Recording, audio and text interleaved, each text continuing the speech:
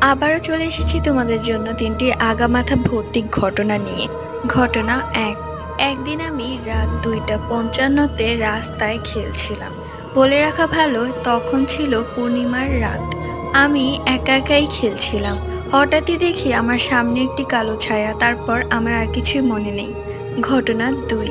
আপু জানো, আমার সাথে একটি জিন আছে। সেই জিনটি অনেক বেশি শক্তিশালী। আমি তাকে যা বলি সে তাই করে।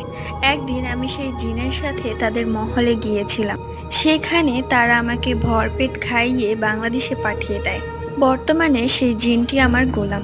আমার বয়স ৮ বছর এবং আমার নাম রিফাত। ঘটনা ৩। একদিন আমি আমার খালার বাসায় যাচ্ছিলাম। পুরো ভরা সন্ধ্যায় আমার হাতে দুটো ইলিশ মাছ ছিল। আমি হঠাৎ করে লক্ষ্য করলাম একটি কালো ছায়া সেই ইলিশ মাছ দুটোকে খাচ্ছে।